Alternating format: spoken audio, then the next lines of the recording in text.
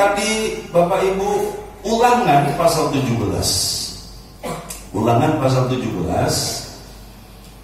Nah, di sana ayat 14 judulnya hukum tentang raja. Hukum tentang raja. Jadi ada peraturan tentang seorang raja Israel itu seharusnya seperti apa. Ya, 14 saya baca. Ulangan 17 ayat 14.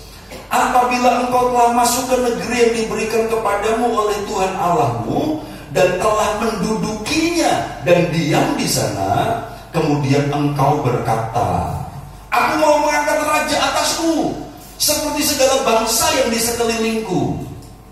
Jadi Bapak Ibu, ini cerita masih berjarak ratusan tahun dari ketika orang Israel minta raja.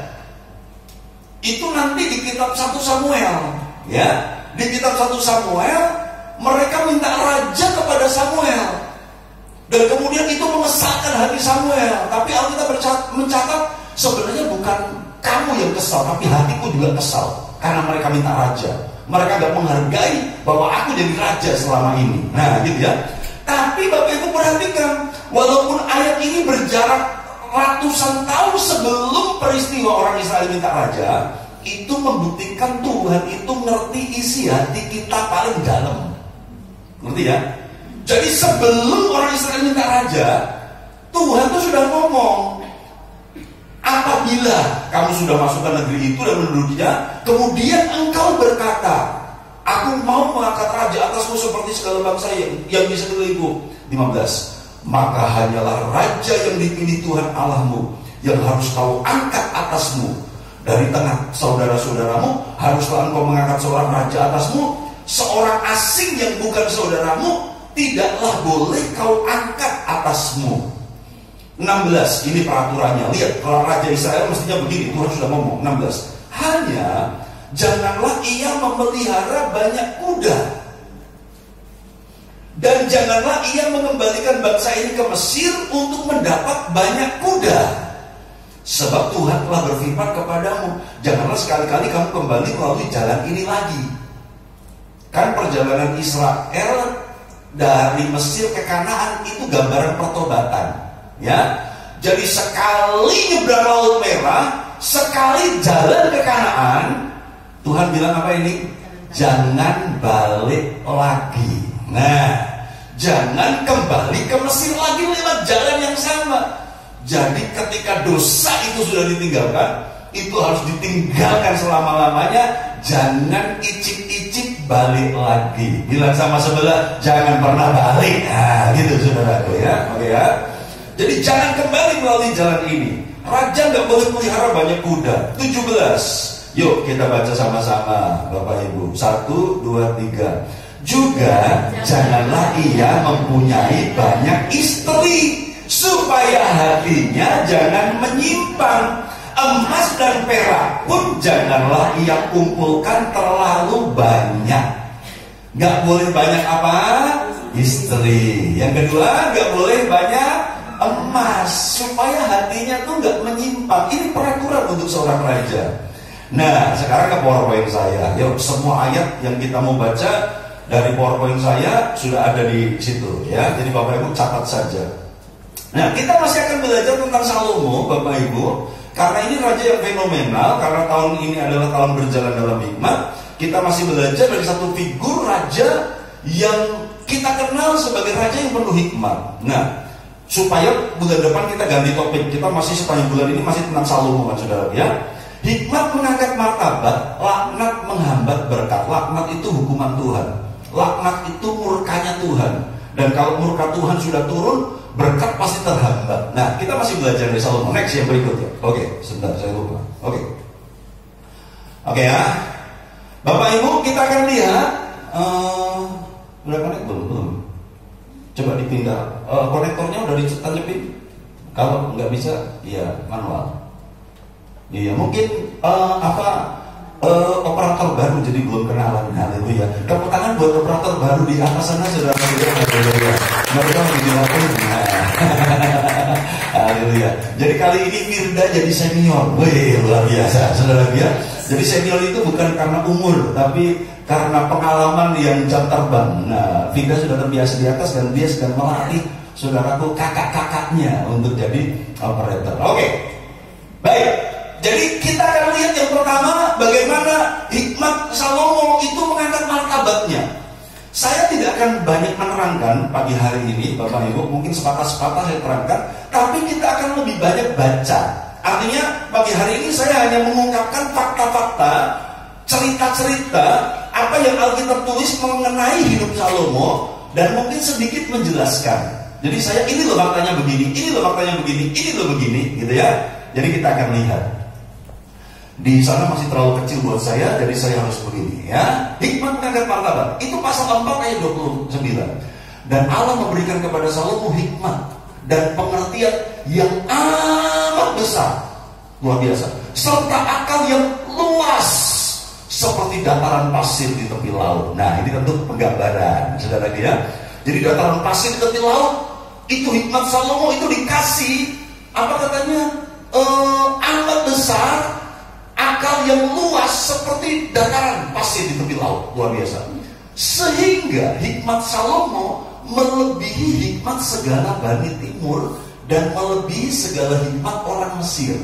Artinya begini Bapak Ibu, ketika muncul ayat ini, selama ini ukuran hikmat seseorang di masa itu, ukuran kepandaian seseorang itu ukuran maksimalnya adalah orang Timur dan orang Mesir.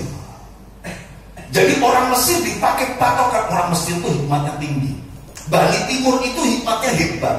Tapi ketika Salomo diberikan hikmat, kemudian muncul perbandingan ini. Hikmat Salomo melebihi hikmat Bani Timur dan orang Mesir. Ia lebih bijaksana daripada semua orang.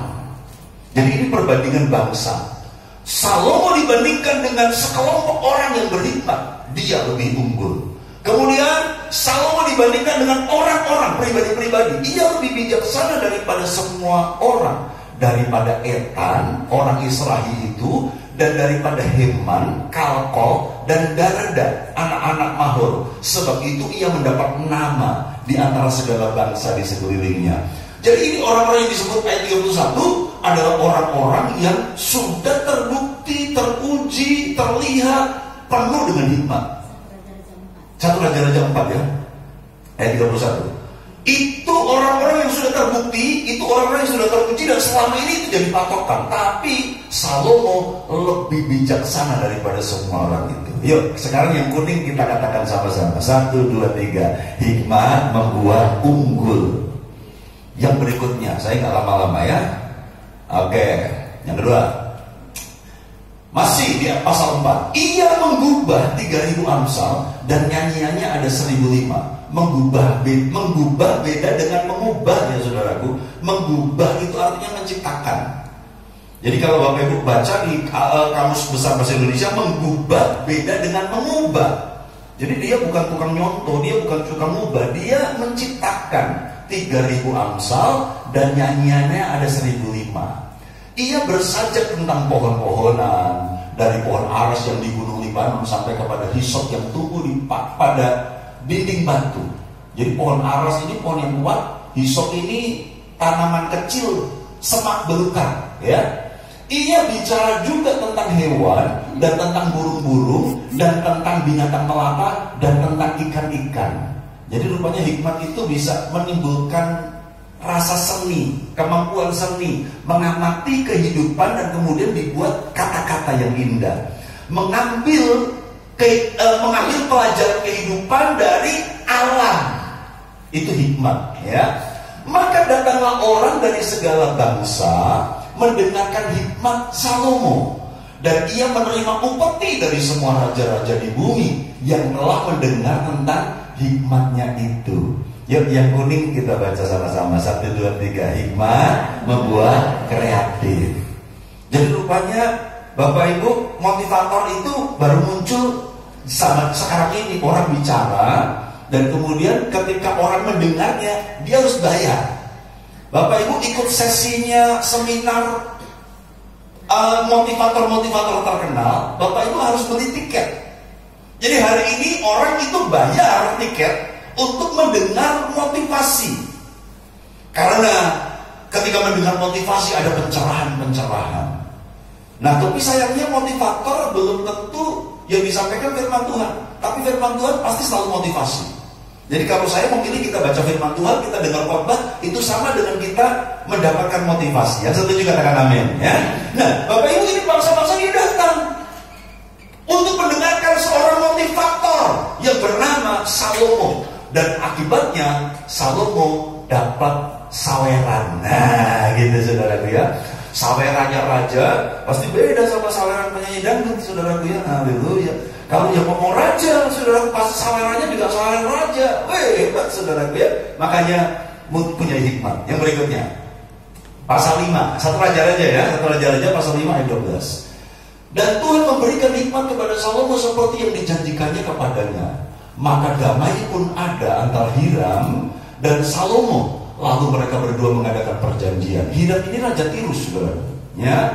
Kemudian nanti raja Hiram dia mengirim kayu aras, dia mengirimkan emas kepada Salomo. Terjadi hubungan diplomatik, terjadi hubungan kenegaraan, dan ada damai selama hidup Salomo dengan Hiram. Karena Hiram itu begitu cocok dengan Salomo. Yuk, yang kuning kita baca sama-sama. 1, 2, 3.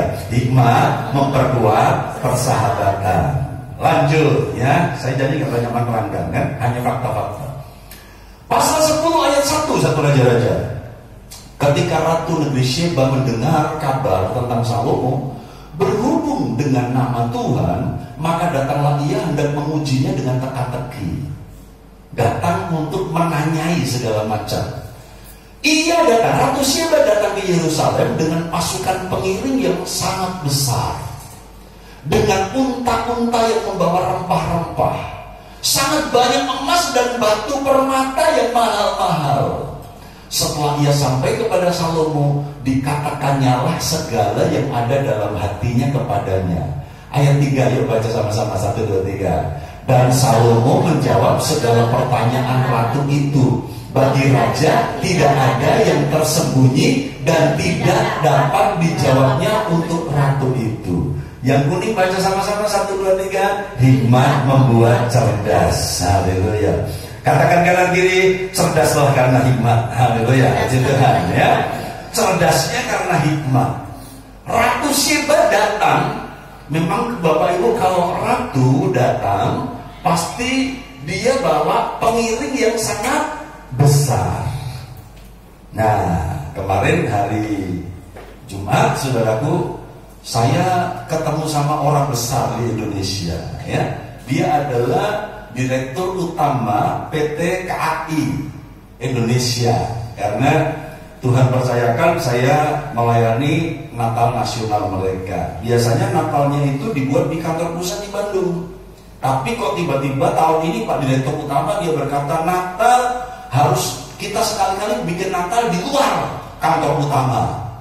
Jadi ditunjuklah Daop Jogja. Daop itu daerah operasi. Jadi saya jadi tambah ilmu juga, saudaraku ya. Daerah operasi. Kalau di Sumatera ada kereta. Sumatera bukan Daop tapi divisi regional. Jadi kalau istilah Daop itu di Jawa, tapi Divre di di Sumatera. Nah, saudaraku, jauh-jauh hari panitia udah menghubungi saya untuk minta melayani. Dan kemudian Pak, rundown-nya seperti ini. Rundown itu susunan acara. Acaranya seperti ini, nanti Bapak bicara di sini sekian menit dan sebagainya, Oke, deal, siap. Tanggal 17 saya siap, saya bisa. Terima kasih buat kehormatan saya melayani Natal Nasional PT Kereta Api Indonesia. Bicara di depan 2 direksi. Karena dari 9 direksi ada 2 yang anak Tuhan, direktur utamanya dan D5-nya ya, D5. Bu Hebel sempat bingung D5, saudaraku ya. Karena waktu pulang dia tanya, kok Bapak itu pria tapi namanya D5 sih?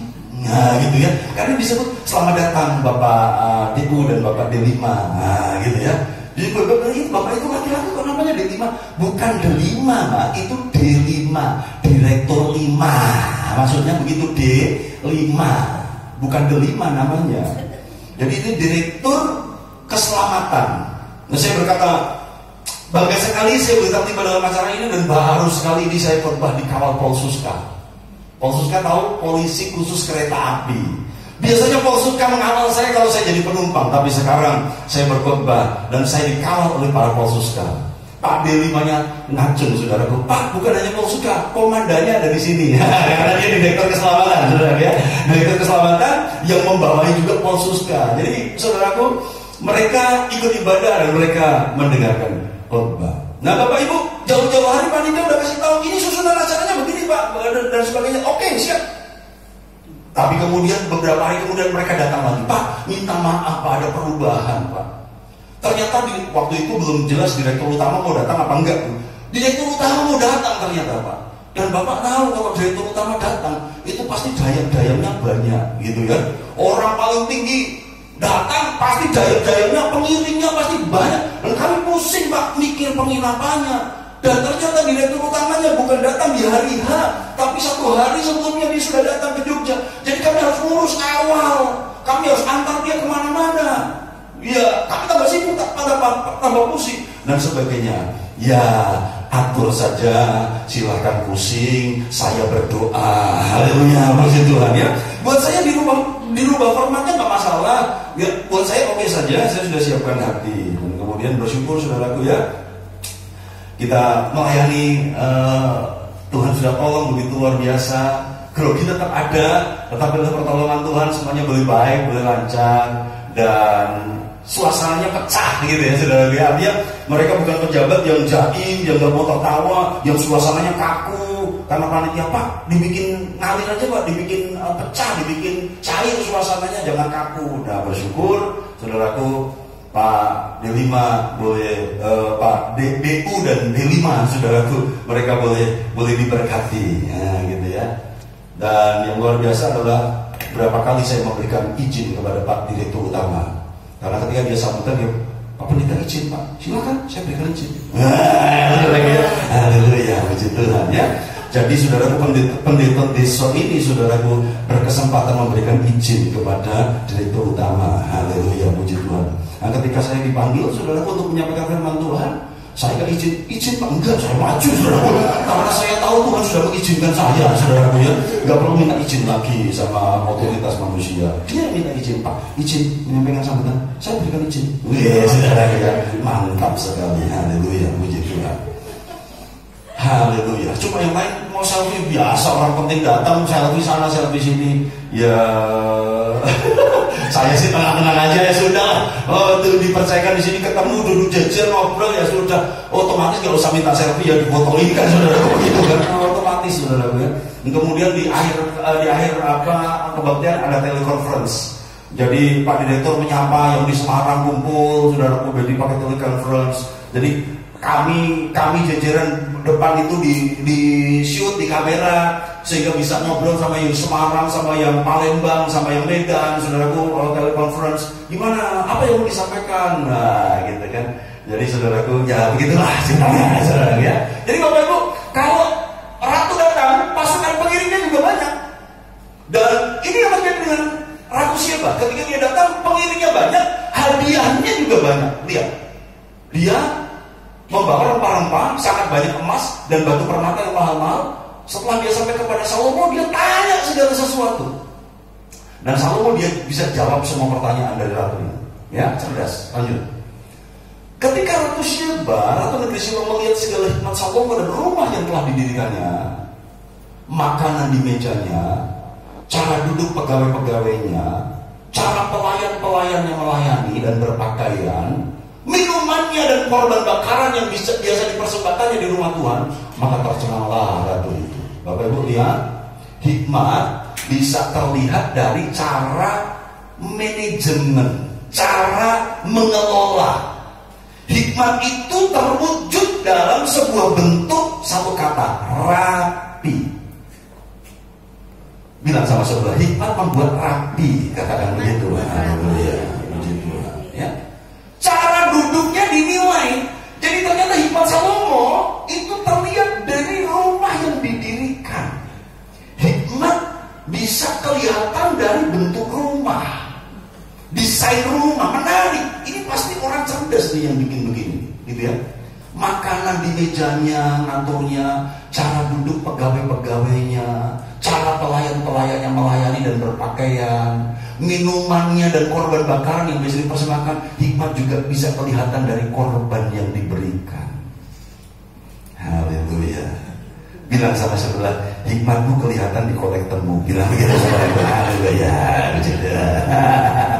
Bapak Ibu, ketika Ratu Sheba melihatmu, persembahannya wow, pegawai-pegawainya wow, terdidik, terlatih, biasa melayani, profesional. Bapak Ibu, tercenganglah ratu itu.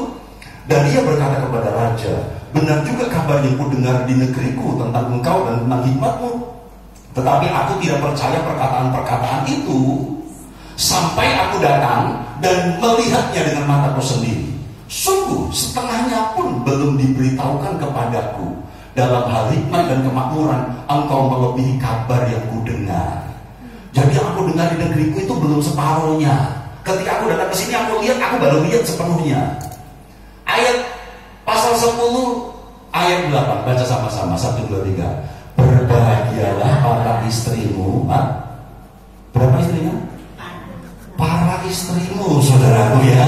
Nah, berbahagialah. Cuma sayangnya Tuhan tidak bahagia, saudaraku ya.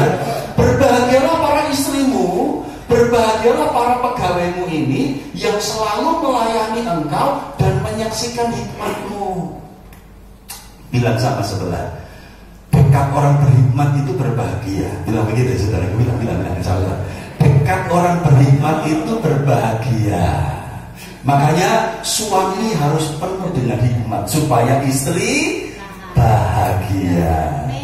Istri harus penuh dengan hikmat supaya suami bahagia. Kalau nggak penuh hikmat, bukan bahagia, bahaya. Saudaraku ya, puji Tuhan. Bapak Ibu, berbahagialah orang di dekat orang yang berhikmat.